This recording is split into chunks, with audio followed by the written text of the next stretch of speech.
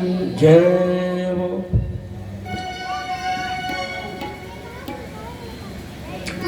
पतित पावनी श्रीमद् भागवत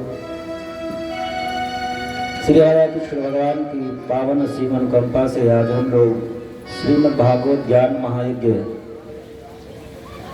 के पंचम दिवस की बेला में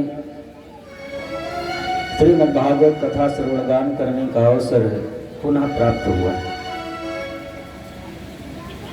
कल के सत्र में आप लोग पूर्ण परात्पर पावन परमेश्वर परमात्मा भगवान कृष्ण के जन्म उत्सव का आनंद ले रहे थे।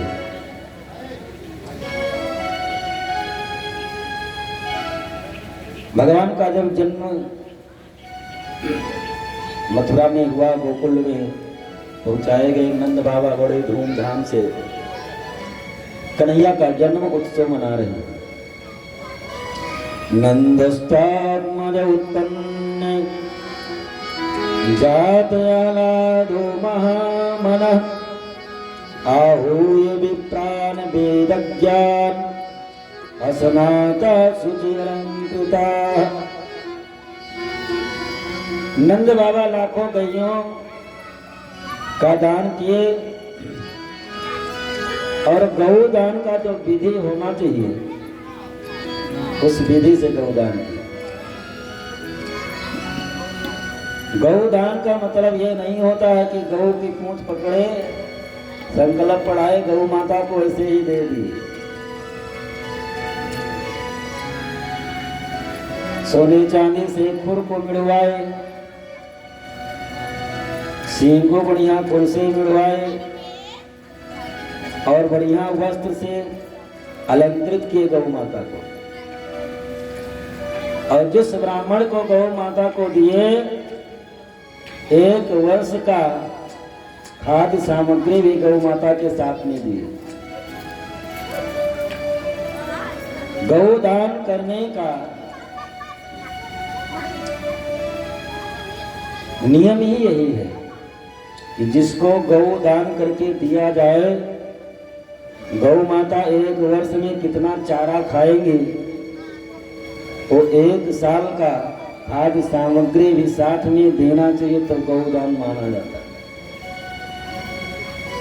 और खाली पूंछ पकड़ लेने से गौदान नहीं है। इस प्रकार से नंद बाबा ने 1 लाख गौओं का दान दिया। ब्राह्मण बहुत प्रसन्न हुए। वाचित्वा स्वस्तैनं जात कर्मात्मजस्य वै कारयामास विधवत् पितृदेवार्चनं तथा। ब्राह्मण लोग स्वस्ति वाचन किए। वैदिक विद्वानों ने देव अर्चन, पितृ अर्चन, शुभ कार्य के पहले पितरों का भी पूजन करना चाहिए, पितरों को भी आवाहन करना चाहिए, उनको भी आमंत्रित करना चाहिए कि वो भी देव होते हैं और आप उन्हीं के कुल परंपरा का संवाहन करते। पितृ देवार्चनम, पितरों का पूजन कराए, ब्राह्मण देवताओं का पूजन कराए, और वो भी साधारण पूजन नहीं, विधिवत जैसा विधि विधान से होना चाहिए उस प्रकार से पितरों का और देवताओं का ब्राह्मण विद्वानों ने पूजन कराया। और नंद बाबा अपने हाथ से दान नहीं दे रहे, इतने आनंदित हैं क्योंकि नंदस्तात्मज उत्पन्ने जात आह्लादो महात्मना। इतना आह्लादित हैं कि हाथ से दान नहीं दे, खजाना सीधे खोल दिए। जिसको जो जरूरत है लेकर के जाए। कुछ ब्राह्मण चांदी का गट्ठर बांध करके जा रहे थे। ब्राह्मणों ने, कोई ब्राह्मण ने पूछा, भैया आप क्या लेकर के जा रहे हैं? अरे भैया, नंद बाबा ने अपने चांदी का खजाना खोल दिया, जितना जिसकी आवश्यकता है ले जाए। अरे चांदी के चक्कर में क्यों पड़े हो, सोने वाला खजाना भी खुल गया। वो चांदी वहीं पर सभी ब्राह्मण फेंक दिए, सोना लेने के लिए चल पड़े। सोना सब लेकर बांध करके लेकर के चले। रास्ते में कोई मिला, भैया आपको क्या मिला? अरे हम लोग तो नंद बाबा ने अपने सोने का खजाना खोल दिए हैं, हम लोग सोना लेकर के जा रहे हैं। अरे भैया सोने के चक्कर में क्यों पड़े हो, हीरा मोती जवाहरात के भी खजाने खुल गए, सोना वहीं पर वो फेंक दिया।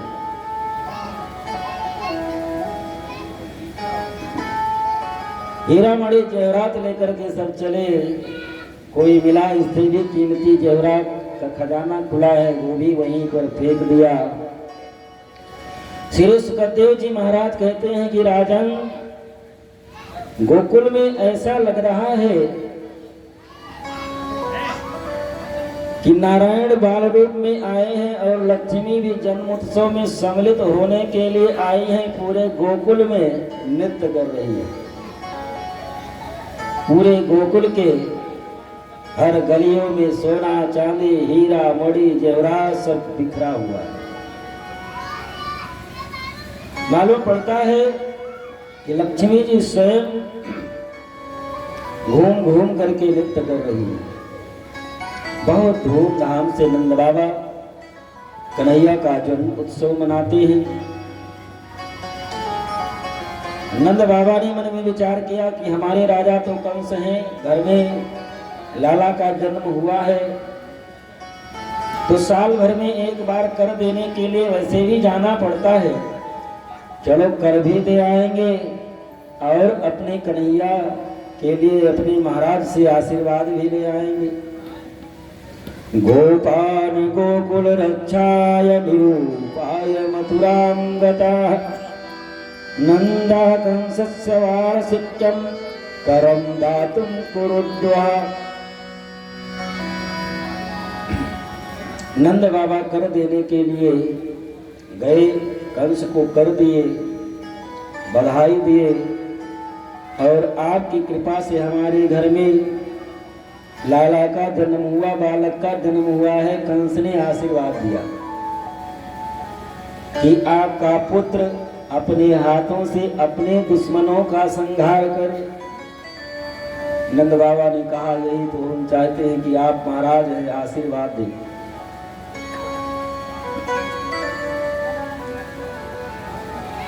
कर देने के बाद में नंद बाबा चलने के लिए तैयार हुए। वसुदेव जी से मुलाकात हुई। दोनों मित्र जब आपस में मिले, दोनों की आंखों में प्रेम आंसू।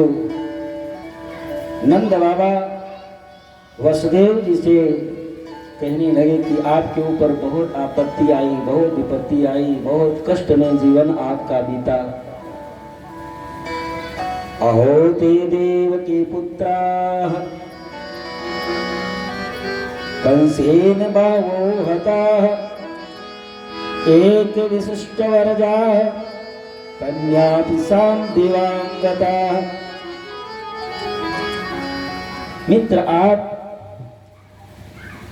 की बात को सुन करके बड़ा कष्ट होता था, लेकिन कर भी क्या सकते थे। 6 बालकों की हत्या हो गई। एक बालक का यह शरीर छूट जाए, माँ बाप के ऊपर क्या बीतती है। आपके 6 बच्चों की हत्या कंस के द्वारा की गई। एक गर्भपात हो गया, अंतिम में एक बेटी हुई, उसको भी कंस मारना चाहा, लेकिन वो तो स्वर्ग चली गई। वसुदेव जी ये तो डायरेक्ट कह नहीं सकते कि आपके घर में जो बालक है वो हमारा ही है, लेकिन हम मित्र है, भाई है। वसुदेव जी मुस्कुराते हुए कि हे भैया, जो बीत गया वो तो बीत गया, लेकिन आपका बेटा हमारा ही तो बेटा है। जो कुछ आपका है वो भी हमारा ही तो है। और रोहिणी जी तो, रोहिणी का बेटा तो हमारा है, उसकी देख रेख तो आप ही को करना है। लेकिन वसुदेव जी को ऐसा आभास हुआ कि गोकुल में कोई उत्पात होने वाला है। वसुदेव जी ने नंद बाबा से कहा कि आप गोकुल छोड़ करके चले आए हैं और हमको ऐसा लग रहा है कि गोकुल में कोई उत्पात होने वाला है। नंद बाबा ने कहा कि वैसे वसुदेव तो कभी झूठ बोलते नहीं और इनके मुख से जो वाणी निकलती है वो कभी असत्य नहीं होती। तो नंद बाबा मारला सरकाते हुए गोकुल की तरफ चल पड़े और इधर कंस अपने मंत्रियों के साथ में मीटिंग के कि हम अपने बहन के 6 बच्चों की हत्या अपने हाथों से कर दी, इतना बड़ा अपराध किया, लेकिन हमको मारने वाला तो कहीं जन्म ले चुका है और तिनका और दुश्मन को कभी छोटा नहीं समझना चाहिए।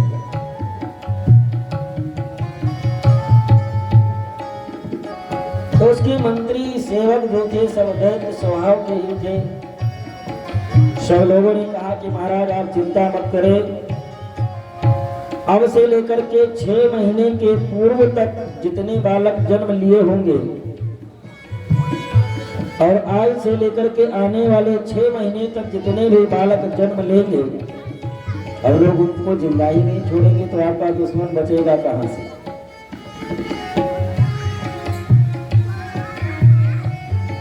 तो कंस ने कहा कि यदि आप लोग छोटे छोटे बच्चों को ढूंढ करके मारने के लिए जाएंगे तो राज्य में बगावत हो जाएगी। वहीं पर पुतना मौसी बैठी थी, आप चिंता मत करें, मैं जाऊंगी और ढूंढ ढूंढ करके बच्चों को मैं हत्या करूंगी, कोई शक भी नहीं करेगा। कंस ने कहा इतना ये विकराल हाथी जैसा कच्चल पहाड़ जैसा शरीर, जिस नगर में जाओगे पूरे नगर के लोग तुमको दौड़ा लेंगे। पुतना ने कहा उसकी चिंता आप न करें, मैं इतना सज धज करके जाऊंगे कि हमको कोई पहचान ही नहीं पाएगा। अगर पुतना गोकुल की तरफ बढ़िया सुंदर श्रृंगार करके अपना रूप बदल करके गोकुल पहुंच गई, मालूम पड़ता है स्वयं लक्ष्मी जी ही इस धरातल पर उतर आए हो, इतना सुंदर अपना वो श्रृंगार करती है। कंसेन प्रहिता घोरा पूतना बाल घातनी शिशु चचार निगमन्ते पुरग्राम ब्रजादिषु। पूतना श्रृंगार करके आए, सभी गोप गोपियां नंदरानी को बधाई देने महल में जा रहे थे, उन्हीं के साथ में वो भी होली गोपियों के साथ में महल में प्रवेश पा गए। नंदरानी यशोदा मैया से जा करके कहती है बहन हमको ये पता चला कि आपके यहाँ पुत्र का जन्म हुआ है, हमको बड़ी खुशी हुई, मैं भी बधाई देने के लिए आ गई। यशोदा मैया मन में विचार करने लगी, हमको बहन कहती है, हमने तो इसको कभी देखा नहीं, चलो ठीक है बधाई देने के लिए आई है, तो हो सकता है कहीं दूर के रिश्तेदारी की ममियौरी कोई बहन लगती होगी, चचेरी बहन लगती होगी, कभी मिली नहीं होगी। एक बहन आ ही गई है तो कन्हैया को अभी दूध पिला करके पालने में डाल दे हूँ।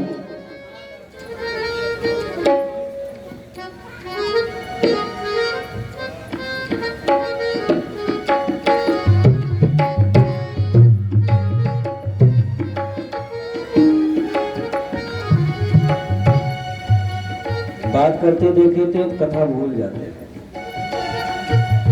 और वैसे भी बुरा मत मानना, कहीं भर भी कथा में जाओ तो सब कुछ परित्याग करके जाओ, क्योंकि जहां पर भी कथा होती है वहां पर हनुमान जी महाराज निश्चित रूप में विराजमान रहते हैं, और कथा सुनने के लिए ही वो इस धरातल को छोड़ करके गए नहीं। जब भगवान राम अपना लीला संवरण करके जाने लगे तो हनुमान जी महाराज आकर के निवेदन करने लगे, प्रभु अब आपके चरणों की सेवा, आपका दर्शन कैसे प्राप्त होगा। तो राम जी ने कहा चलिए ना आप हमारे साथ, कौन मना कर रहा है। तो हनुमान जी ने कहा कि प्रभु वैकुंठ में चलेंगे तो वहां पर कथा मिलेगी। राम जी ने कहा वहां पर हम तो मिलेंगे लेकिन हमारी कथा नहीं मिलेगी। तो हनुमान जी महाराज ने कहा कि यदि आपकी वहां कथा नहीं मिलेगी तो हम वैकुंठ नहीं जाएंगे। और हनुमान जी महाराज कथा सुनने के लिए ही धरातल पर रह गए। रामचरित सुनवे को रसिया, क्योंकि भगवान की कथा भगवान से भी बढ़ करके, तभी तो हनुमान जी महाराज भगवान को छोड़ करके रह गए। और जहां पर कथा होती है निश्चित रूप में श्री हनुमान जी महाराज विराजमान रहते हैं। हम इन चरम चक्षुओं से उनका दर्शन तो नहीं कर सकते, क्योंकि हमको वो शक्ति वो सामर्थ्य प्राप्त नहीं हो सकता है। आपके ही बगल बैठे हूँ और जो कथा का ही प्रेमी है, कथा के लिए भगवान को छोड़ सकता है, अगर वो आपके बगल में हनुमान जी बैठे हो, कथा में डिस्टर्ब हो, तो हनुमान जी को अच्छा लगेगा। अभी कलयुग की है घटना हम आपको बताएं, ज्यादा से ज्यादा 150-200 वर्ष की बात है। श्री नामदेव जी महाराज एक संत हुए, उनका नाम आप लोगों ने सुना होगा। नामदेव जी महाराज का नियम था प्रतिदिन सायंकाल के समय बैठ करके 2 घंटा भक्तों को कथा सुनाया करते थे। जो दिनचर्या होती थी वो अपना करते थे, लेकिन सायंकाल 2 घंटा भक्तों को जो आ गया बैठ करके कथा सुनाया करते थे। और हनुमान जी का तो नियम है जहां पर कथा हो वहां तो निश्चित रूप में पहुंचते ही है।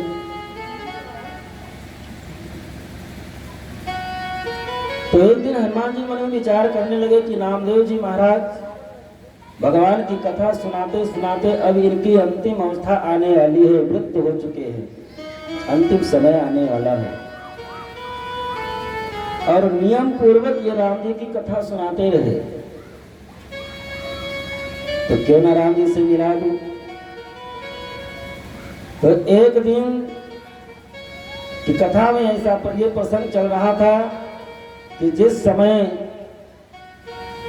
रावण श्री किशोरी जी का हरण करके लेकर के गया, अशोक वाटिका में जहां पर बैठाया हुआ था, अशोक वाटिका में बढ़िया सुंदर श्वेत रंग के पुष्प खिले हुए थे। तो श्री हनुमान जी महाराज कान में आकर के कहे, नामदेव जी आप झूठ बोल रहे हैं, क्योंकि अशोक वाटिका में हम गए थे, आप नहीं गए थे। अशोक वाटिका में जितने भी फूल खिले हुए थे सब लाल रंग के थे। वहां जितने भी फूल खिले थे सब लाल रंग के खिले हुए थे, लेकिन नामदेव जी पुनः फिर वही अशोक वाटिका में बढ़िया सुंदर सुंदर श्वेत रंग के चारों तरफ से बढ़िया सुंदर पुष्प खिले हुए थे। जिस समय हनुमान जी महाराज पहुंचे, रावण सीता जी को त्रास दे रहा था। कथा संपन्न हुई, सब भक्त उठ करके छठ चले गए। श्री हनुमान जी महाराज आज प्रत्यक्ष रूप में श्री हनुमान जी महाराज नामदेव जी महाराज के सामने आ गए। तुम कलयुग के कथावाचक जो मन में आए वही भक्तों को सुनाते रहते हो।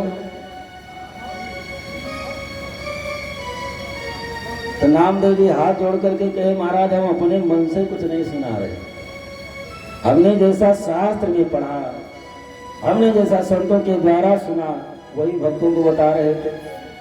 तो हनुमान जी महाराज ने कहा कि एक बात बताओ, जब हम आकर के कान में कहे कि नहीं लाल रंग के फूल थे तो लाल रंग के बोल देते।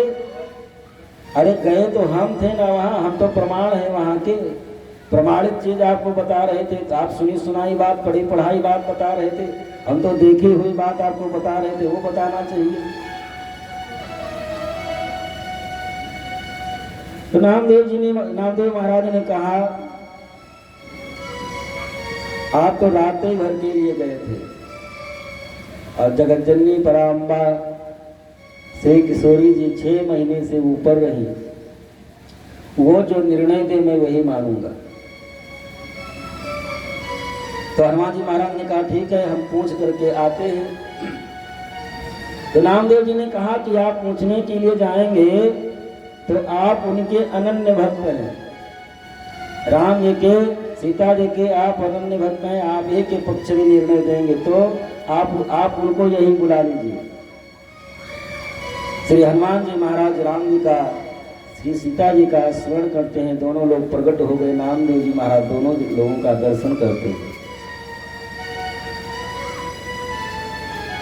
राम जी पूछने लगे, हनुमान आज इतने लाल पीले क्यों दिखाई पड़ रहे, बात क्या है?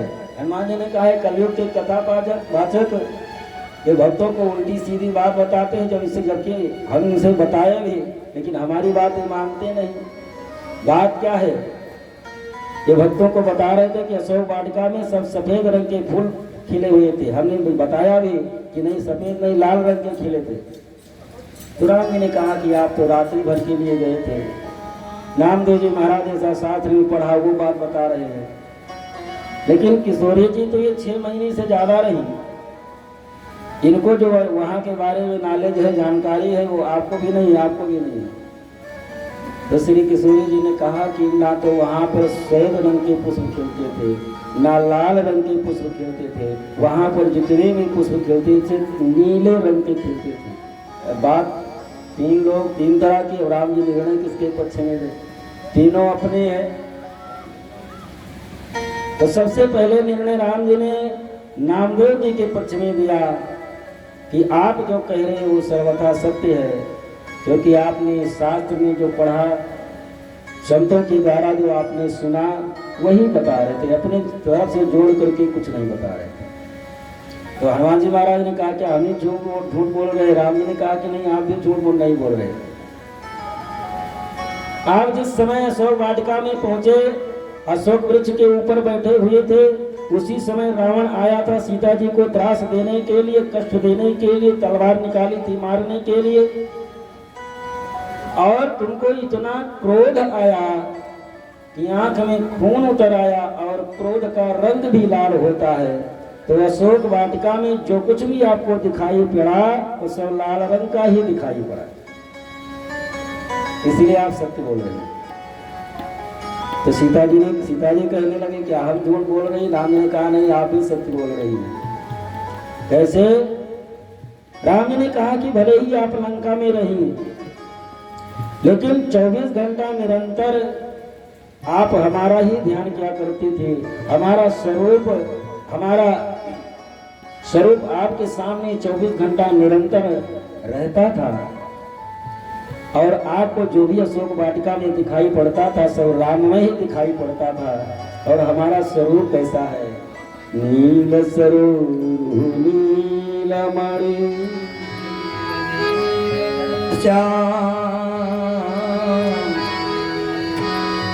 नील नील नील स्वरूप नीलमणि नील नील दर्शन लागे तन शोभा निध की कोटि कोटि सबका।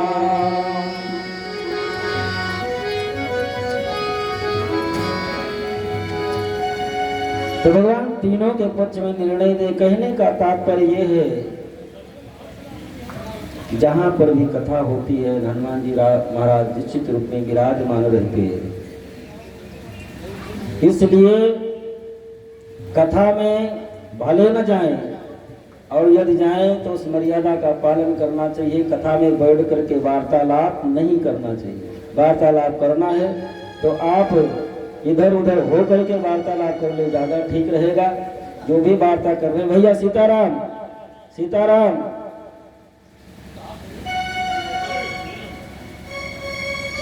वो कथा हो जाएगा।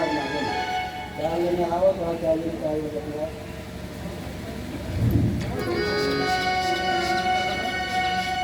राधे राधे गोविंद गोविंद राधे राधे राधे गोविंद राधे राधे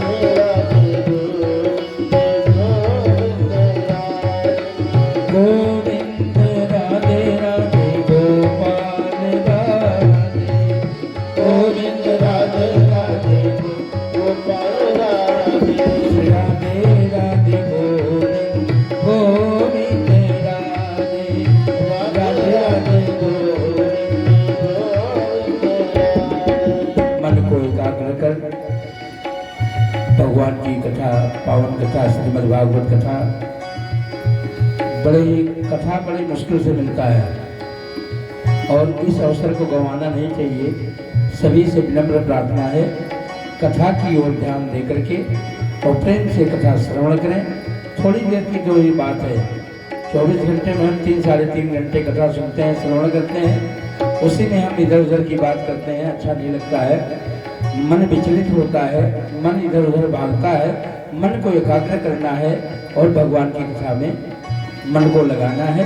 इसलिए सभी लोग प्रेम से कथा श्रवण करें। श्री राधे राधे गोविंद गोविंद राधे राधे राधे गोविंद गोविंद राधे गोपाल राधे गोविंद राधे गोपाल राधे गोविंद राधे राधे गोपाल राधे गोविंद राधे गोपाल राधे गोविंद राधे गोपाल राधे गोविंद राधे गोपाल राधे राधे गोविंद गोविंद राधे राधे राधे गोविंद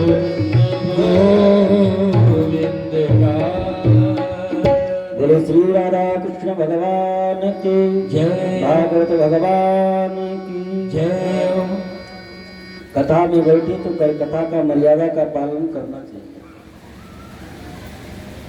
कथा में बैठ करके बात करना, इधर उधर करना, कथा का अपमान होता है। रामचरितमानस भी आप लोग पढ़ते होंगे। भगवान शिव के साथ में सती गई थी कथा सुनने के लिए और सती के द्वारा कथा और कथावाचक का अपमान हुआ। दर्शन शिव और सती दोनों को होता है, लेकिन भगवान शिव तो राम जी को पहचान जाते हैं, लेकिन सती वो कहती हैं कि राजकुमार होंगे। और कथावाचक का अपमान होने के कारण सती फिर आगे क्या गति हुई। और हमारा कथा का कोई व्यवसाय नहीं, कोई नहीं कह सकता कि ये कथा के लिए इतना पैसा हमसे मांगे कभी आए हैं। चाहे एक आदमी बैठे चाहे 10,000 बैठे, उससे हमको कोई फर्क नहीं पड़ता। हम श्री हनुमान जी को कथा सुनाते, जो भी बैठे चाहे एक आदमी शांतिपूर्वक बैठे।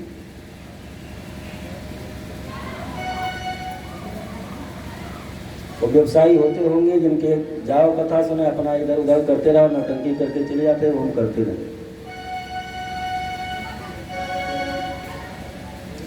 बोली भागवत भगवान की जय। पूतना आई।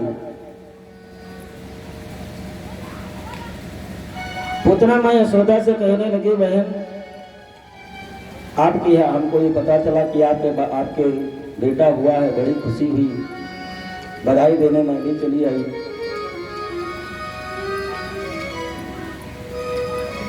यशोदा मैया मन में विचार करने लगी, ये हमारी बहन कैसे होगी, हो सकती, कभी ये तो हमसे मिली नहीं, कभी हमने तो देखा नहीं, लेकिन अब आई है, आशीर्वाद देने के लिए आई। हो सकता है अड़ोस पड़ोस की बहन लगती हो, या कोई रिश्ते नाते पुपोरी मौरे की कहीं की बहन का रिश्ता होगा। अब आई है, आशीर्वाद दे ही दे। बहन आई हो तो ठीक है, आशीर्वाद दे दो। अभी कह रहे कन्हैया को दूध पिला करके पालने में लिटा करके आई हूँ, जाकर के जगाना नहीं परेशान करेगा। पूतना भगवान की तरफ जब बढ़े पालने की तरफ, तो भगवान पूतना की तरफ देखे, मन में विचार करने लगे कि पृथ्वी का उद्धार करने के लिए आए हैं और ये पूतना हजारों बच्चों की हत्या करने वाली हत्यारी आई है। तो रामा अवतार में भी सबसे पहले राक्षसी का ही उद्धार करना पड़ा था, ताड़का का। लगता है इसमें भी सबसे पहले राक्षसी का ही उद्धार करना पड़ेगा।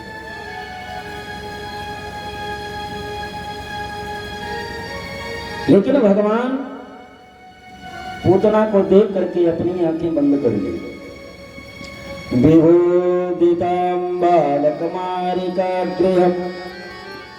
चराचरात्मा निमीलितेक्षणाः। यहाँ पर संत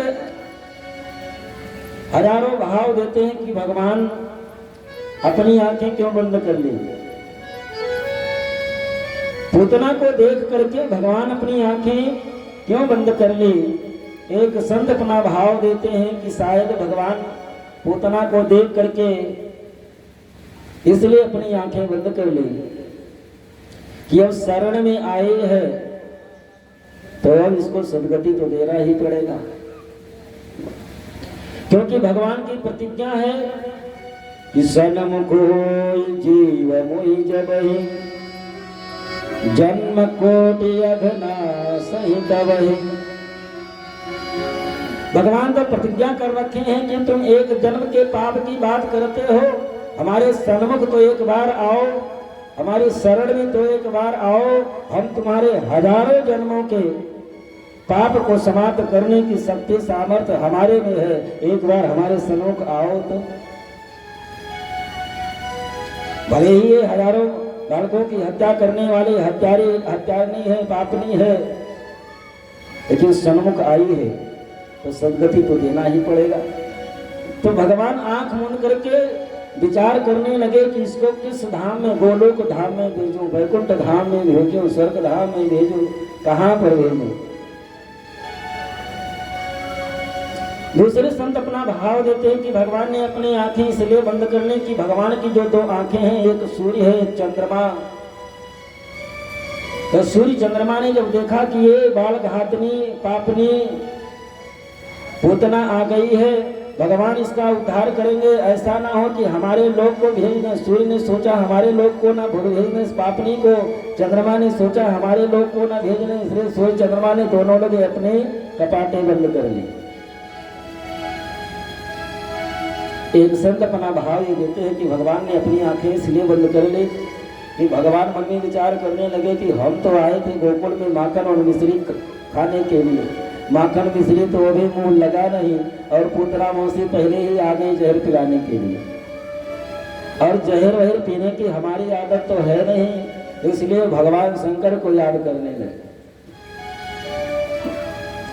भगवान शंकर के याद करने लगे, बाबा जल्दी से आ जाओ, मौसी आ गई हैं, अस्तर में जहर लगा करके जहर वाला हिस्सा आप पी लेना, दूध मैं पी लूंगा।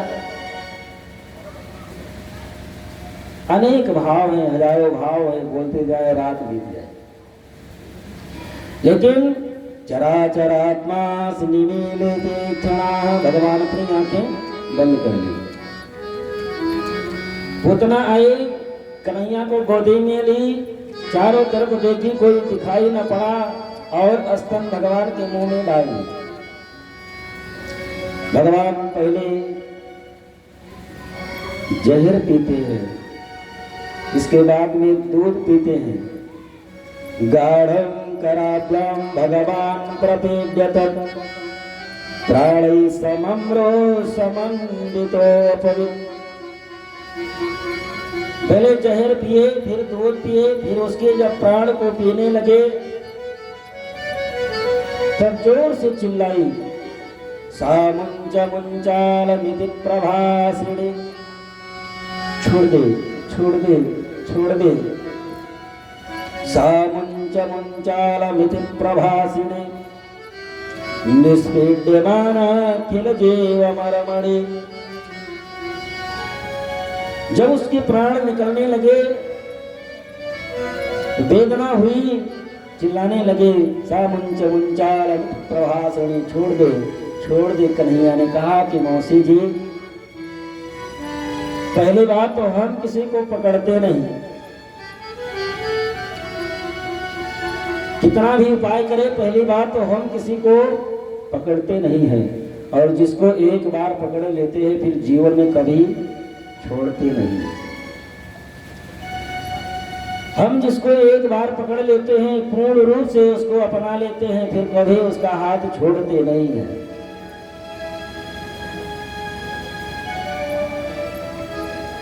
आप लोगों ने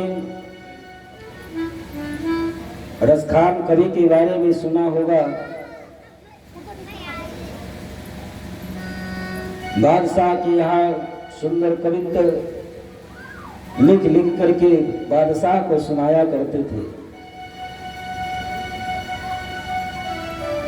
बादशाह को सुंदर कविता लिख करके बादशाह के सभा में बादशाह को सुनाया करते थे। बड़ा अच्छा लगता था। एक बार बादशाह को लखनऊ से दिल्ली जाना हुआ। सेनापति से पूछे कि किस रास्ते से होकर के चला जाए, तो सेनापति ने कहा कि महाराज इस समय बरसात का मौसम है, यदि हम लोग वृंदावन होकर के चलते हैं तो रास्ता भी ठीक है और थोड़ा जल्दी भी पहुंच जाएंगे, और दूसरे रास्ते आगरा होकर के हम लोग चलते हैं तो पानी का जल भराव अधिक है और समय भी लगेगा। तो बादशाह ने कहा कि हमको वृंदावन होकर के नहीं जाना। मंत्री ने पूछा क्यों? बादशाह ने कहा कि हमने ऐसा सुना है कि वृंदावन में एक हिंदुओं का देवता रहता है, काले कमले वाला, टेढ़े कमर वाला, और जिसको एक बार पकड़ लेता फिर छोड़ता नहीं है, इसलिए हमको उधर से होकर के नहीं जाना। रसखान जी ने कहा कि आप लोग चलिए, हम देख करके आते हैं कि वो हिंदुओं का कैसा देवता है कि जिसको एक बार पकड़ता है छोड़ता नहीं है। वृंदावन में आए, उस समय श्री नरहरि दास जी महाराज यमुना जी के किनारे बैठ करके भागवत की कथा भक्तों को सुनाया करते थे। रसखान जी जिस दिन पहुंचे, वृंदावन में घूमते घूमते यमुना जी के किनारे श्री नरहरि दास जी महाराज उस समय भगवान कृष्ण के बाल लीलाओं की कथा भक्तों को सुना रहे थे। बैठ करके रसखान जी भी कथा सुनने लगे और कथा इतना ध्यान मग्न होकर के सुने भगवान कृष्ण के बाल लीलाओं को कि उनको ऐसा ध्यान मग्न हुए कि वो अपने आप को ही भूल गए। रसखान जी कथा ही सुन करके अपने आप को ही भूल गए। कब भक्त लोग उठ करके गए, कब श्री नरहरि दास जी महाराज उठ करके गए, उनको पता ही नहीं चला। समाधिस्थ हो गए। बादशाह दिल्ली में पहुंचे, सवाल ये लगे, रसखान दिखाई न पड़े, दरबार सूना लग रहा है। बादशाह ने मंत्री से कहा कि रसखान नहीं पहुंचे, जबकि उनको जल्दी पहुंच जाना चाहिए था। बादशाह ने कहा कि हमने मना किया था रसखान जी को कि वृंदावन होकर के मत जाओ, लेकिन माने नहीं, चले गए। शायद वो मिल गया, अब लौट करके नहीं आएंगे, लेकिन सभा सुनी लगती है, स्वयं चलेंगे लेने के लिए। बादशाह सैनिकों को साथ में लिया, वृंदावन आया। रसखान को ढूंढने के लिए यमुना जी के किनारे पहुंचा। रसखान जी समाधिस्थ बैठे हुए हैं। आकर के आवाज लगाई, रसखान, अरे रसखान जी, कुछ न बोले, जोर से झकझोर दिया। रसखान जी ने कहा कि आप कौन? अरे हम बादशाह दिल्ली के, आप हमारे यहाँ कविता सुनाया करते थे, आपके बिना अब सभा सुनी लगती है, आपको चलना होगा। रसखान जी ने कहा कि अब हम किसी बादशाह को नहीं जानते, अब हम किसी बादशाह को नहीं जानते, हम तो केवल एक ही बादशाह को जानते हैं। या लकुटी अरुका मरिया पर राजते हो पुर को तजदार। रसखान जी ने कहा कि अब हमको तीनों लोगों की का साम्राज्य मिल जाए वो हमको स्वीकार नहीं है। मैं उस सांवरिया पर ऐसा मन लगा है कि हम तीनों लोगों की संपत्ति भी हमको लाख की समान लगती है। आठ ऊंचे दिनों निध को तज, एक सिद्धि मिल जाए तो अपने आप को लोग भगवान मान बैठते हैं, लेकिन रसखान जी कहते हैं कि आठों सिद्धियां, 9 निधियां ये सब कुछ का मिल जाए, ये हमको स्वीकार नहीं है। हम तो केवल उस परमात्मा से यही मांगते हैं कि सबका तज करके, सब छोड़ करके नंद की धेन चराए विसार। और उस परमात्मा से अब हम यही मांगते हैं कि जब तक शरीर है वृंदावन में रहे, और जब मैं मेरी मृत्यु हो, फिर मैं जब जन्म लूं तो मानुष हो तो वही रस खाऊं, बसो ब्रज गोकुल गाम के द्वार, और जो पशु हो तो बसो मेरो चरण की नंग की धेनु आधार। भगवान से अब यही प्रार्थना करते हैं, जब भी हमारा जन्म हो वृंदावन में हो, गोकुल में ही हो, चाहे पशु पक्षी बना दे, ना पशु पक्षी बना सके तो यहाँ की मिट्टी कण ही बना दो। जो भगवान के भक्त हैं वो कम से कम आएंगे, उनके चरण रज तो हमको मिलता रहेगा। तो भगवान जिसको एक बार पकड़ते हैं वो भगवान का होकर के ही रह जाता है, और भगवान जिसको पकड़ते हैं फिर छोड़ते नहीं। कृपा की न होती जो आदत तुम्हारी, कृपा की न होती जो आदत तुम्हारी, सुनी रहती अदालत तुम्हारी, कृपा की न जो आदत तुम्हारी, कृपा की न होती जो आदत तुम्हारी।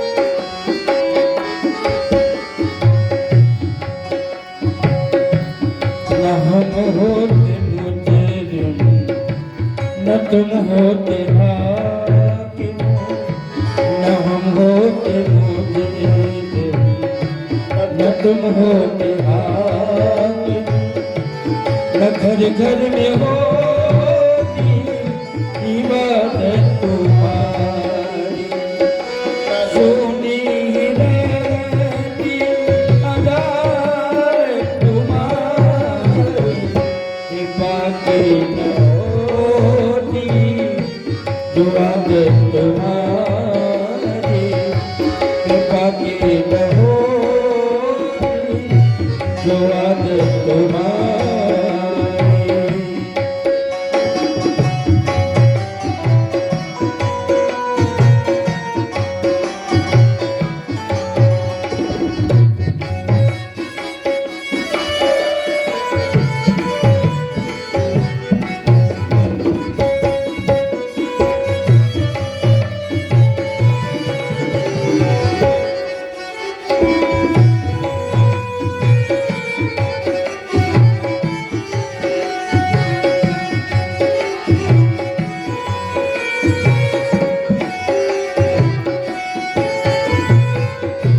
गरीबों के दिल में जगह तुम न पाते, गरीबों के दिल में जगह तुम न पाते, तो किस दिल में होती हिफाजत तुम्हारी, सोनी रहती अदालत तुम्हारी, बाकी न होती आदत तुम्हारी।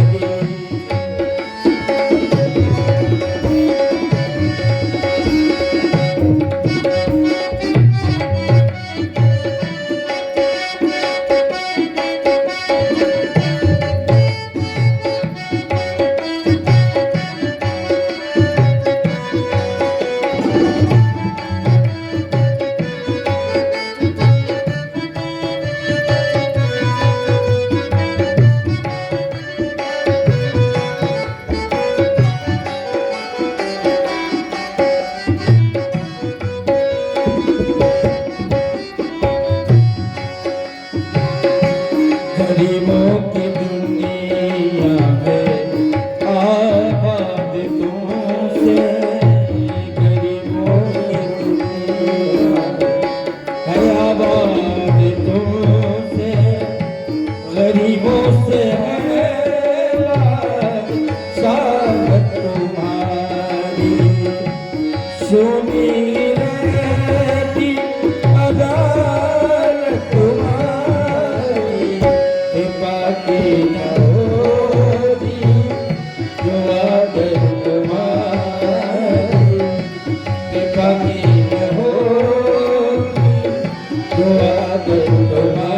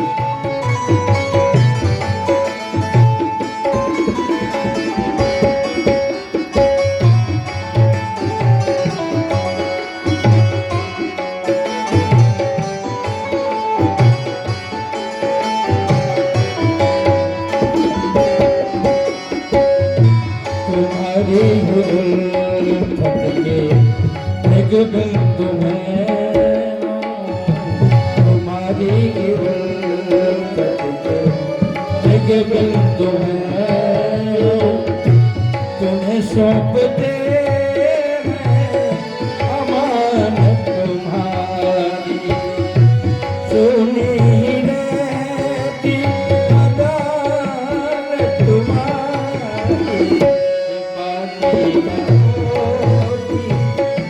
जो आदत तुम्हारी, बाकी न होती जो आदत तुम्हारी, सुनी रहती अदालत तुम्हारी, बाकी न होती जो आदत तुम्हारी, बाकी न होती जो आदत तुम्हारी, सुनी रहती अदालत तुम्हारी, बाकी न होती जो आदत तुम्हारी, बाकी न होती जो आदत तुम्हारी।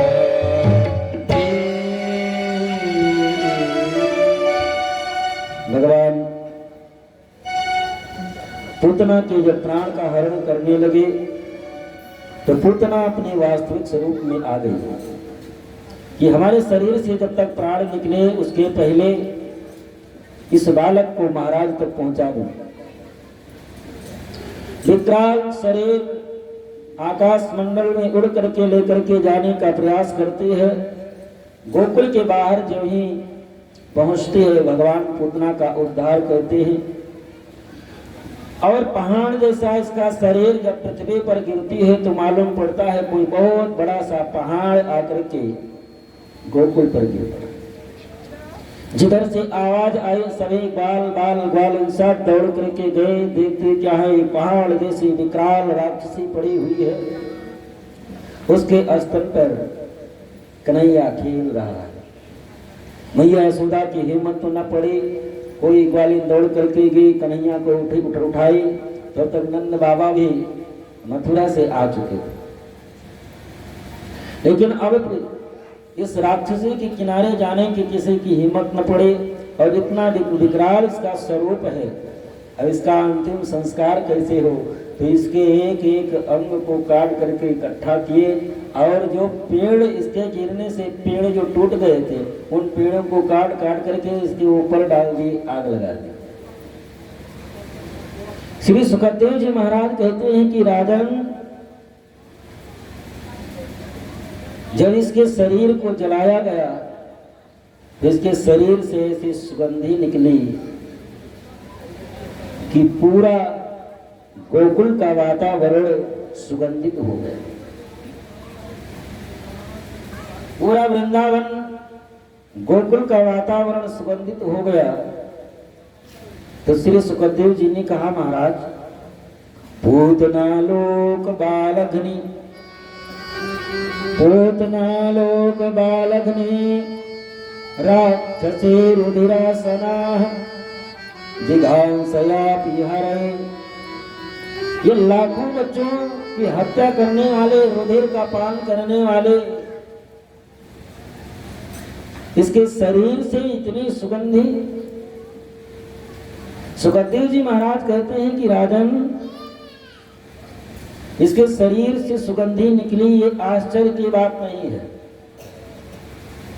वो भगवान का स्पर्श होने से उसका शरीर शुद्ध हो गया, इसलिए उसके शरीर से सुगंधी निकली। इसमें कोई आश्चर्य की बात नहीं है। आश्चर्य की बात क्या है? आश्चर्य की बात यह है, जिघांसयापि हरे अस्तनम दत्वा सदाम गति। जो सदगति देवकी और यशोदा को कई वर्षों के बाद में प्राप्त हुई, वो सदगति भगवान पूतना को पहले ही प्रदान कर दी। जो सदगति देवकी यशोदा को बहुत बाद में मिली, भगवान ने पूतना को सदगति पहले ही प्रदान कर दी। क्योंकि भगवान तो कहते हैं कि सन्मुख होई जीव मोहि जबहि जन्म कोटि अग नासि करो। सुखदेव जी महाराज कहते हैं कि राजन, भगवान के इसी स्वभाव को देख करके ही तो मैं भी निर्गुण निराकार ब्रह्म के लिए कठिन तपस्या कर रहा था। लेकिन ऐसे यही चरित्र सुन करके मैं भी लौट करके अपने पिताजी के पास में आ गए। सुखदेव जी महाराज कहते हैं कि राजन, माँ की गति दई डाइन को मैं तो यही सुनी शरणागत आयो। जब ब्राह्मण ब्रह्मचारियों के द्वारा मैंने ये श्लोक सुना, क्योंकि सुखदेव जी महाराज कहते हैं कि जन्म लेते ही मैं जंगल में चला गया, लेकिन पिताजी बुलाने के लिए जो 4 भागवत के श्लोक ब्राह्मण बालकों के द्वारा सुनवाए, अहो वकीयम स्तन कालकूटम जिघांसयापाय यदत्त साधवे लेहे गतिं धातृच्युतं ततोऽन्यं कं वा दयालुं शरणं व्रजेम। श्री सुखदेव जी महाराज कहते हैं कि यही श्लोक सुन करके तो मैं वापस चला आया पिताजी के पास। न जाने कौन गुण पर दयानिधि रीझ जाते हैं। भगवान तो पता नहीं कौन सा, कितना भी बड़ा पापी हो, उतना जैसी पापी कौन हो। यही हरि भक्त कहते हैं, यही सदकांत गाते हैं। यही हरि भक्त कहते हैं, यही सदकांत गाते हैं। न जाने कौन से गुण पर दयानिधि रीझ जाते हैं। न जाने कौन से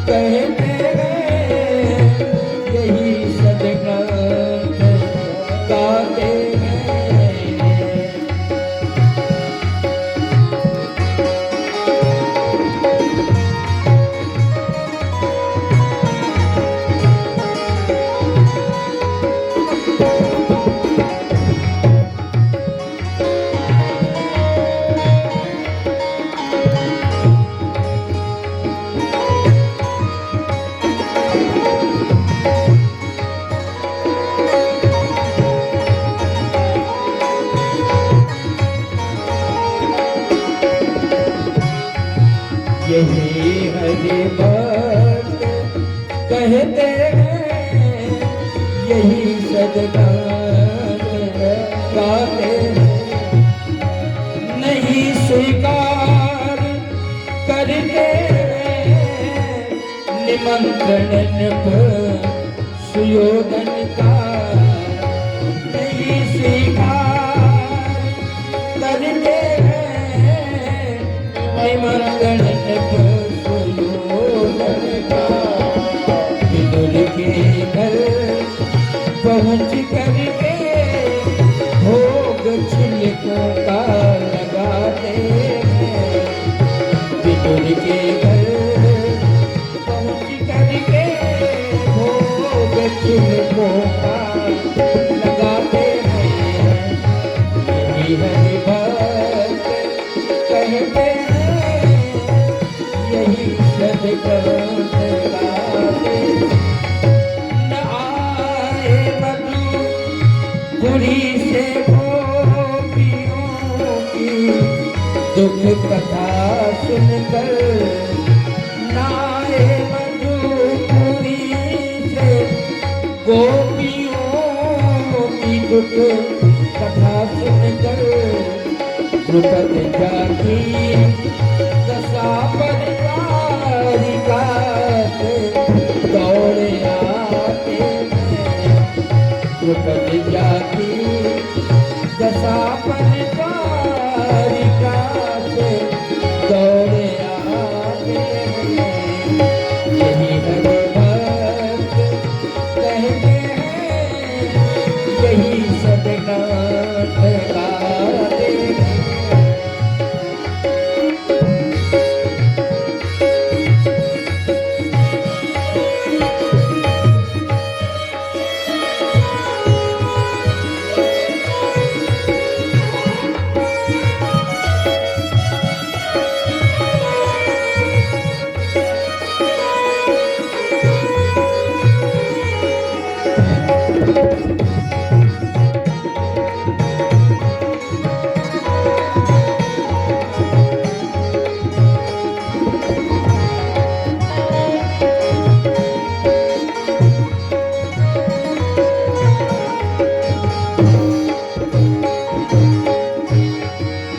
न रोए श्री पिता की वेदनाओं पर न रोए कमल में श्री पिता की वेदनाओं पर उठा कर गीत को निज गोद में आंसू बहाते उठा कर गीत को निज गोद में आंसू बहाते यही हरि भक्त कहते हैं यही सदगत गाते हैं।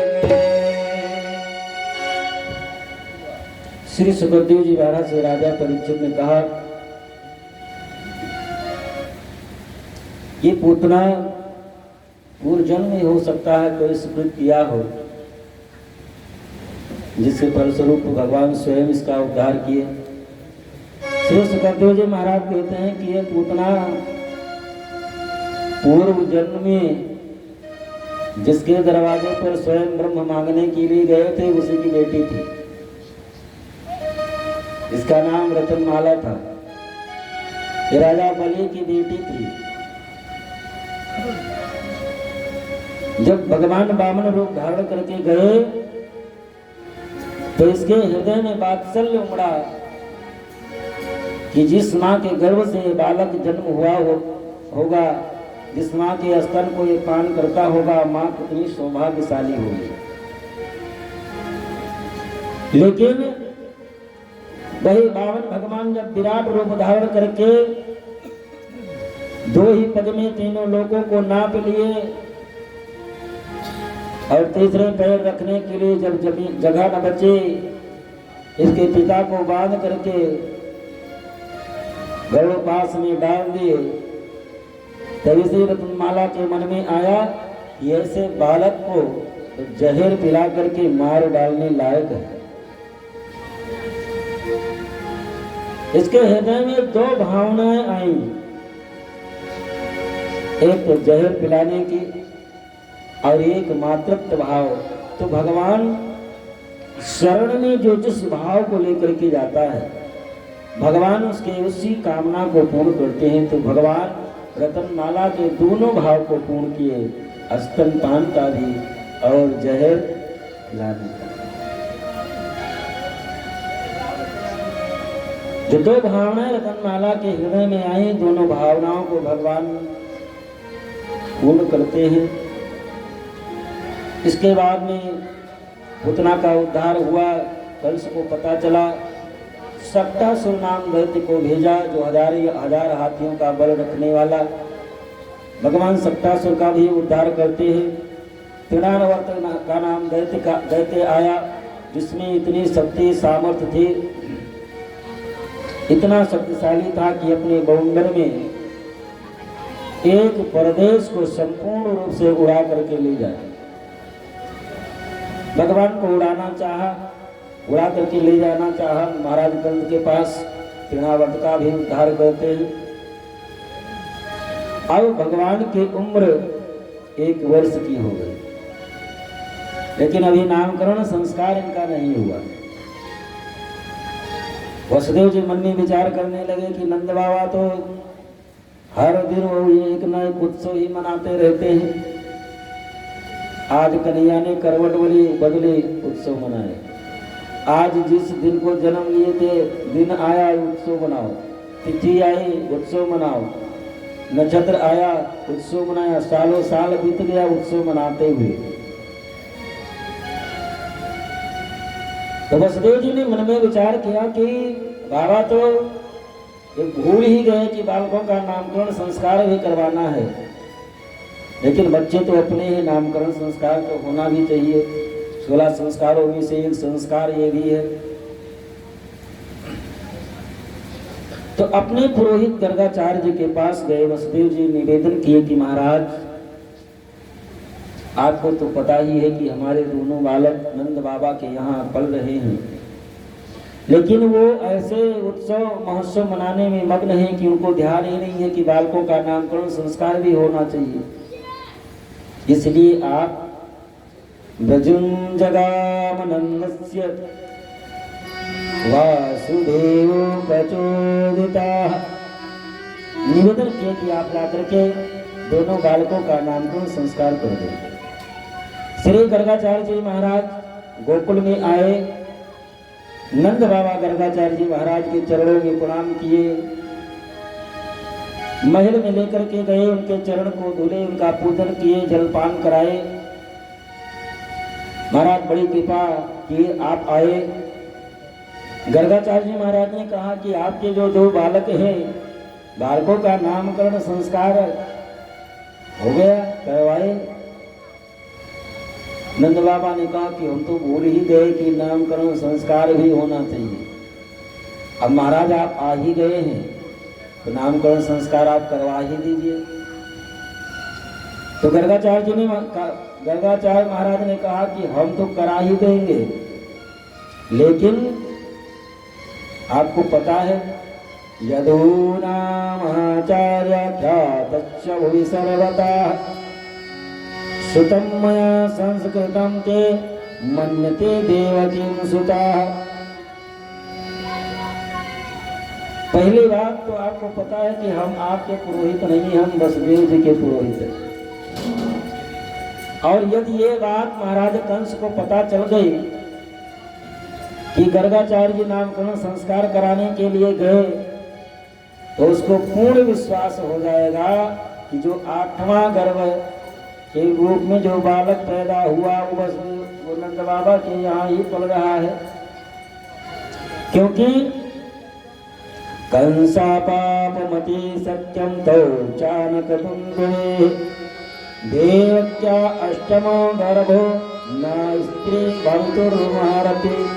फिर कंस को पूर्ण विश्वास हो जाएगा कि जो 8वां गर्भ जो कन्या थी हमारे हाथ से छूट गई, वो कन्या 8वां गर्भ नहीं, वो बालक ही है। वसुदेव जी लेकर के गए थे, वहां छुपा करके आए हैं, इसीलिए गर्गाचार्य जी को भेजे हैं नामकरण कराने के। तो महाराज एक काम करना होगा, क्या? नामकरण तो कराएंगे, लेकिन कहीं एकांत में कराएंगे, जहां पर किसी को पता न चले। गौशाला में, जहां पर किसी को भी पता न चले। श्री गर्गाचार्य जी महाराज गौशाला में जाकर के विराजमान हुए। नंद बाबा ने सारी व्यवस्था कराई। नंद बाबा महल में आए, न यशोदा जी से, रोहिणी जी से कहा कि महाराज गर्गाचार्य जी महाराज आए हैं नामकरण संस्कार कराने के लिए, तो क्यों ना नामकरण संस्कार करा ही लिया जाए। तो यशोदा जी ने कहा कि बालकों का नामकरण संस्कार ऐसे थोड़ी ना होगा। पहले संपूर्ण गोकुल वासियों को निमंत्रण देंगे भोजन करने के लिए एक तरफा। तो नंद बाबा ने सारी बात बताई कि ये गर्गाचार्य जी महाराज वसुदेव जी के पुरोहित है, हमारे पुरोहित नहीं है। ऐसा ना हो कंस को ये विश्वास हो जाए कि वसुदेव जी के ही बालक इनके यहाँ पल रहे हैं, बालकों के ऊपर कोई आपत्ति विपत्ति आए। वैसे भी 6 दिन के थे, पूतना आ गई, महीने भर के हुए सट्टासुर आ गया, 6 महीने का हुआ तृणावर्त आ गया।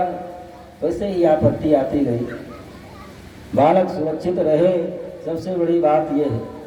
ठीक है, तो रोहिणी और यशोदा जी दोनों ने मन में विचार किया कि बाबा जो आए हैं नामकरण संस्कार करने के लिए, चलो इनकी परीक्षा ली जाए कि ज्योतिष ज्योतिष कुछ आती, कुछ ज्ञानवान इनको है कि बस ऐसे ही खड़िया पलटन चले आए नामकरण संस्कार कराने के लिए। तो दोनों अपने अपने बालकों के उदला बदली कर ली। यशोदा के बालक को रोहिणी ले ली, रोहिणी के बालक को कि बाबा को यदि ज्योतिष ज्योतिष आती होगी तो समझ जाएंगे, नहीं आती होगी वैसे खड़िया पलटन होंगे, देखा जाएगा। दोनों माताएं बालकों को लेकर के आई, सामने लेकर के बैठी। गर्गाचार्य जी ने देख करके मुस्कुराए कि ये माताएं परीक्षा लेने के लिए बालकों की उदला बदली करके आई हैं।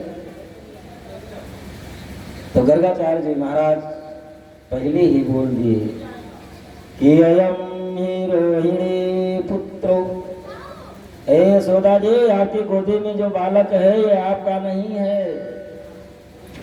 अयम ही रोहिणी पुत्रो, ये रोहिणी का पुत्र है। रमयन हृदय गुणैः अध्यास्ते राम इति बलाधिक्यात् बलम विदुः।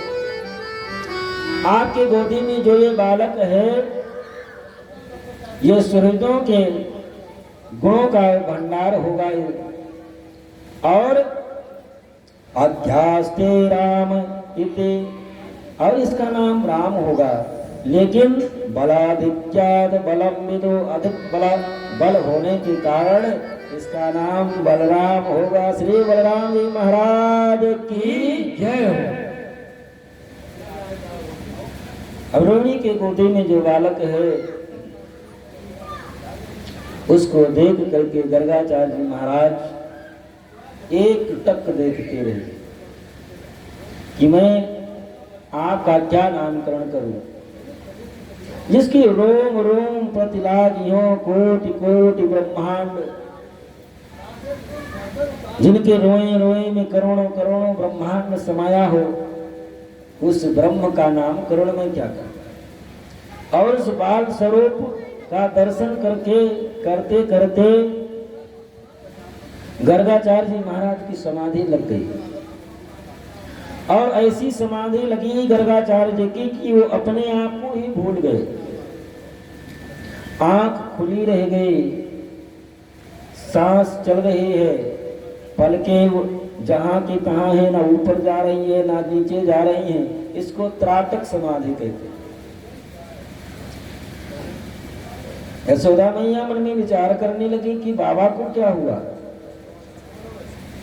हाथ लेकर गए, आंख के पास में पलक न उठती है न गिरती है, बाबा की सांस भी बंद हो रही है, लगता बाबा चले गए क्या। यशोदा मैया दूर से झकझोर दी, बाबा गर्गाचार्य जी की नींद खुली, क्या है मैया? यशोदा मैया ने कहा कि बाबा हमने समझी कि तू आप तो चले गए, क्योंकि ना तो आपके पलके ऊपर आ रही थी ना नीचे जा रही थी, आपकी सांस भी बंद हो गई थी। गर्गाचार्य जी महाराज ने कहा कि आपके बालक का क्या नाम रखे वो हम ध्यान धर करके देख रहे थे। अच्छा, श्री गर्गाचार्य जी महाराज नामकरण संस्कार करते हैं। प्रागयं वासुदेव से क्वचि जातस्तवात्मजा वासुदेव इति श्रीमान विद्यासमुपृच्छते। श्री गर्गाचार्य जी महाराज अब ये तो कह नहीं सकते कि ये वसुदेव जी का पुत्र है। वासुदेव इति श्रीमान विद्या संप्रचते, आपका ये बालक वसुदेव जी का भी पुत्र रहा होगा। अगर है ऐसा बोले तो तुम मामला गड़बड़ा जाएगा, ऐसा तो बोल नहीं सकते, इसलिए इसका नाम एक वासुदेव भी होगा। और बहूनि संत नामानि रूपाणि च सुतस्य तेः, इनके तो हजारों नाम हैं, मैं कितने नाम गिनाऊं। और इनके रूप रंग के अनुसार मैं इस जन्म के का नामकरण इनका कर रहा हूँ। शुक्लो रक्तस्तथा पीतम इदानीं कृष्णतां गताः, अनेक रूपों में अनेक रंगों में जन्म लेते हैं, लेकिन इस समय सांवले सलोने नीलमणि के समान है, इसलिए इनका नाम कृष्ण होगा। बोलो कृष्ण भगवान की जय। बलराम और कृष्ण नामकरण संस्कार हो गया, लेकिन रोहिणी जी और यशोदा जी जब लेकर के गई अंदर, तो यशोदा जी ने कहने लगी बड़ा टेढ़ा नाम बाबा ने रखा। कृष्ण कहने में 18 बार जब जीव पलटा खाएंगे तभी नाम निकलेगा। यशोदा ने कहा कि हमारे वाले बालक का नाम कन्हुआ और तुम्हारे वाले का बलुआ। पंडित जी कितना भी बढ़िया नाम रख करके बालक का चले जाए, लेकिन माताएं अपने सुविधा और प्रेम के अनुसार एक अलग नाम रख ही देती। इस प्रकार से भगवान का नामकरण संस्कार होता है। एक दिन नंद बाबा यमुना जी स्नान करके आए और पूजा घर में पूजा करने के लिए जा रहे, तो सुबह का समय है। कन्हैया भी पीछे पीछे हो लिए। नंद बाबा ने कहा कन्हैया अभी तुम स्नान नहीं किए हो, पूजा घर में मत आना। कन्हैया ने कहा ठीक है बाबा, हम पूजा घर में नहीं आएंगे, लेकिन बाहर से बैठ करके तो देख सकते हैं। हाँ, बाहर बैठ करके देखें। ठीक है बाबा, हम बाहर ही बैठते हैं। नंद बाबा पूजा घर में गए, शालिग्राम भगवान को सिंहासन से उतारे, सोने की थाली में रखे। सबसे पहले दूध से स्नान कराए, फिर दही से स्नान कराए, फिर मधु से स्नान कराए, फिर घी से स्नान कराए, चंदन से स्नान कराए, चीनी से स्नान कराए, बढ़िया शुद्ध जल से स्नान करा करके पहुँच करके शालिग्राम भगवान को चंदन लगा करके सिंहासन पर बैठा कर सिंहासन पर बैठा करके धूप आरती किए। और नंद बाबा हाथ में माला लिए, ऊपर से अंगूठा डाल लिए, ध्यान बढ़िया से लगे और माला जपने लगे। कन्हैया एक पूजा वाली पद्धति देख रहे थे कि शालिग्राम भगवान को बाबा दूध से स्नान कराते हैं, रोज दही से, घी से, मधु से, चीनी से, मिष्ठान से प्रतिदिन इनको स्नान कराते हैं। तो शालिग्राम बहुत मीठे हो गए होंगे, शालिग्राम बहुत मीठे हो गए होंगे। तो नंद बाबा के बगल में आकर के बैठ गए और शालिग्राम भगवान को सिंहासन से उठाए और मुख में रख लिए, बगल में बैठे हुए। नंद बाबा की जब माला पूरी हुई, ऊपर से अंगूठा हटाए, जय हो शालिग्राम भगवान। शालिग्राम भगवान तो नदार दिखाई ना पड़े, फूल पत्ती हटा करके देखे, कहीं न दिखाई पड़े। बगल में श्रीमान जी बैठे। अरे कन्हैया शालिग्राम भगवान अब मुख में रखे शालिग्राम, बोले कहाँ से? अरे कन्हैया मैं पूछ रहा हूँ शालिग्राम भगवान कहाँ गए? बोल तो सकते नहीं। किए। नंद बाबा ने देखा कि एक तरफ का गलुक्का फूला हुआ है, एक गुलचा मारे शालिग्राम भगवान बाहर गिरे। कान पकड़े नंद बाबा, यशोदा सुनती हो क्या हुआ? अरे देख तेरे कन्हैया ने यहाँ शालिग्राम भगवान को ही खा लिया। यशोदा मैया दौड़ी दौड़ी आई, कन्हैया को स्नान कराने के लिए लेकर के चली गई और नंद बाबा ब्राह्मणों को बुलाए, पुनः शालिग्राम भगवान की विधिवत पूजा करवाए कि हमारे कन्हैया को कोई अनिष्ट न हो जाए। मुख में रख लिया, ब्राह्मणों को दान दिए। मैया कन्हैया को स्नान करा करके आंगन में लेकर के आई और बढ़िया सुंदर श्रृंगार कर रही है मैया। कन्हैया मैया से कहते हैं, मैया ये हमारी अभी चोटी बड़ी छोटी छोटी है, बाल। मैया कबई बढ़ेगी चोटी, काचो दूध पियावत पच पची, देत न माखन रोटी, मैया कबई बढ़ेगी चोटी। मैया हमको लग रहा है कि ये हमारी छोटी बाल इसलिए नहीं बढ़ रहे कि आप हमको जबरदस्ती कच्चा कच्चा दूध पिलाती है, माखन रोटी तो आप देती नहीं, माखन रोटी देती तो जल्दी बढ़ जाती। मैया ने कहा कि ठीक है कन्हैया, आपकी चोटी बढ़ेगी, उसकी चिंता मत करें। आज मैया कन्हैया को आंगन में लेकर के आई, बढ़िया सुंदर श्रृंगार कर रही। सुखदेव जी महाराज राजा परीक्षित से कहते हैं कि ये बढ़िया, ये कन्हैया का सुंदर स्वरूप अपनी आंखों से हृदय में उतारो राजन, कि जो ब्रह्म जिसकी एक रोई में संपूर्ण ब्रह्मांड समाया रहता है, उस ब्रह्म का श्रृंगार आज यशोदा कर रही है। यशोदा कितना सौभाग्यशाली है, उसने पूर्ण जन्म का कौन सा ऐसा पूर्ण किया होगा, सुकृत किया होगा कि सेवा का अवसर उसको प्राप्त हुआ है।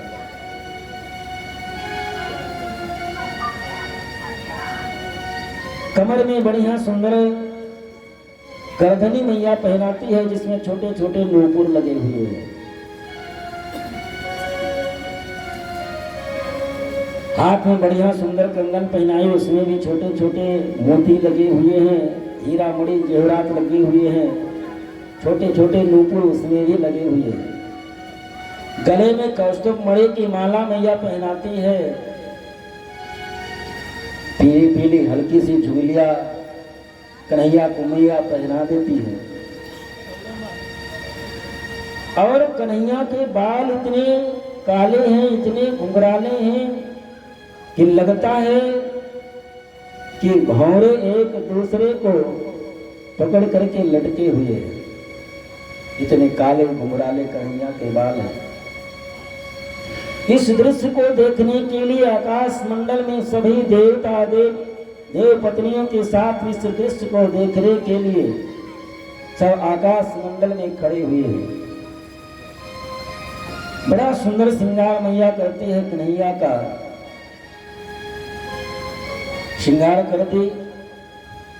कन्हैया आंगन में है, मैया चुटकी बजा रही है, चुटकी बजाने लगी कन्हैया, एक हाथ कमर पर रखी और एक सर पर रखे नाचने लगे। मैया पूछने लगी कन्हैया कि ये इतना सुंदर नाचना तुमको कैसे आ गया? कन्हैया ने कहा कि मैया जब मैं घर के बाहर खेलने के लिए जाता हूँ तो जो मयूर हैं वो हमको देख करके नाचने लगते। घर के बाहर जो मयूर है वो हमको देख करके सब नाचने लगते हैं, उन्हीं मयूरों से हमने नाचना सीख लिया। मैया ताली दे रही है, ये तीनों लोगों को नचाने वाला आज मैया की ताली पर, मैया की चुटकी पर सब नाच रहा है। नाचे नंद लाल नाचावे हर की मैया, नाचे नंद लाल, नाचे नंद लाल,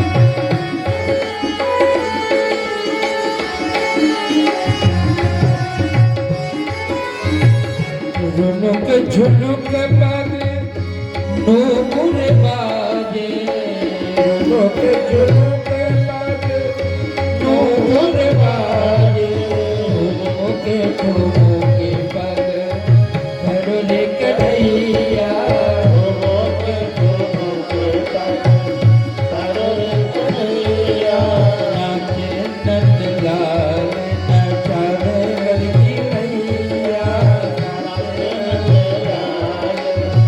नचावे हरकी मैया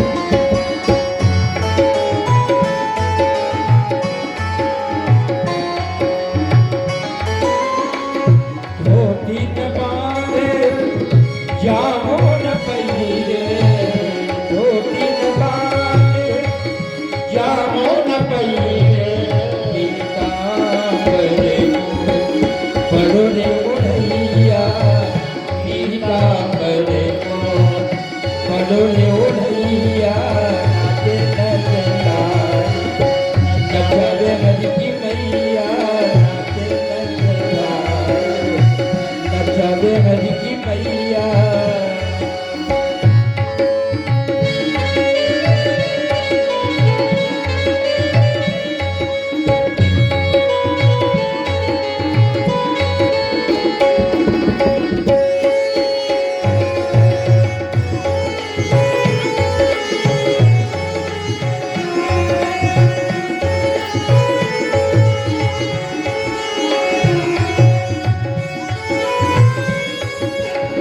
धोबी न ओढ़े लाला हे जान बांधे धोबी न ओढ़े लाला हे जान बांधे मोर मुकुट को पढ़ो रे पढ़ैया मोर मुकुट को पढ़ो रे पढ़ैया नाचे नंदलाल नचावे हरकी मैया नाचे नंदलाल नचावे हरकी मैया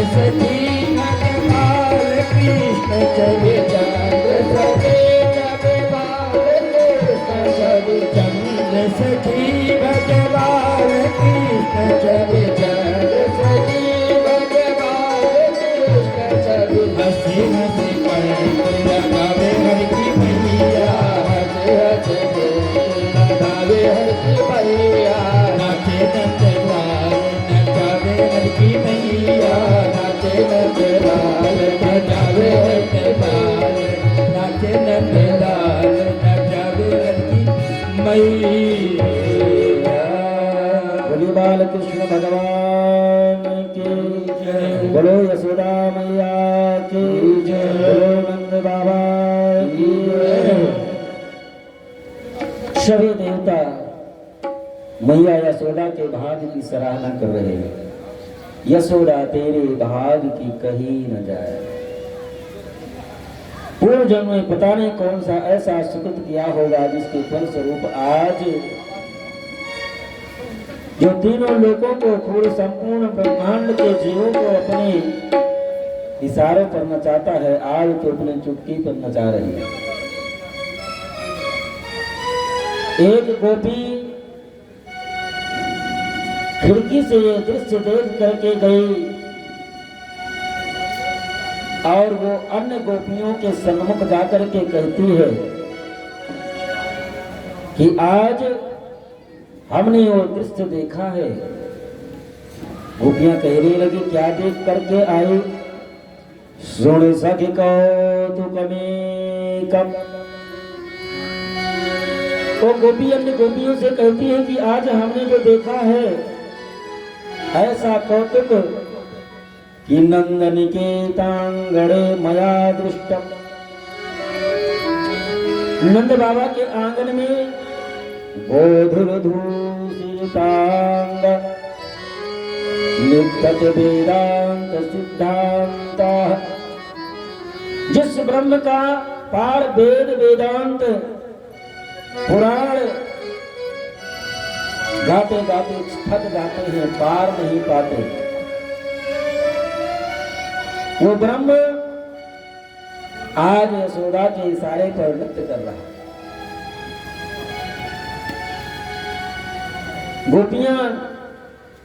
गोपियों की तो हमेशा इच्छा रही थी कन्हैया का दर्शन कैसे मिले। वैसे भागवत में तो ये नहीं लिखा है कि भगवान घर घर चोरी करने के लिए गए। भागवत में नहीं लिखा, कहीं पर भी नहीं लिखा कि भगवान घर घर में माखन मिश्री दही चुराने के लिए गए, ऐसा नहीं लिखा। लेकिन शिकायत करने के लिए गोपियां ही ये लिखा है। तो कोई फर्जी में शिकायत करने तो आएगा नहीं। बिना यदि कहीं धुआं उठा तो इसका मतलब आग जरूर लगी होगी। गोपियां शिकायत करने के लिए आ रही हैं, इसका मतलब चोरी जरूर किए होंगे। लेकिन ये गोपियां शिकायत करने के लिए आती क्यों हैं?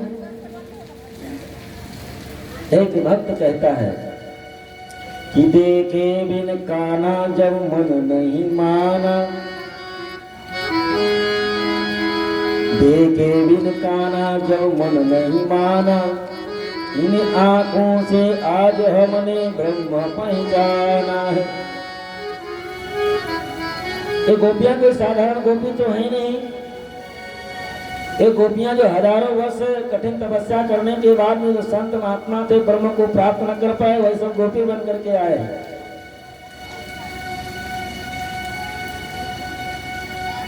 गोपियां इसलिए आती हैं कि जब भगवान को देखने की, कन्हैया को देखने की इच्छा होती और मन नहीं मानता बिना देखे, जब मन छटपटाने लगता है कन्हैया के बिना, कन्हैया को देखे बिना जब मन ये छटपटाने लगता है तो कृष्ण पद कमलों में मन को लगाना, कृष्ण पद कमलों में मन को लगाना, इन गोपियों का ताना ये उलाहना तो बहाना है।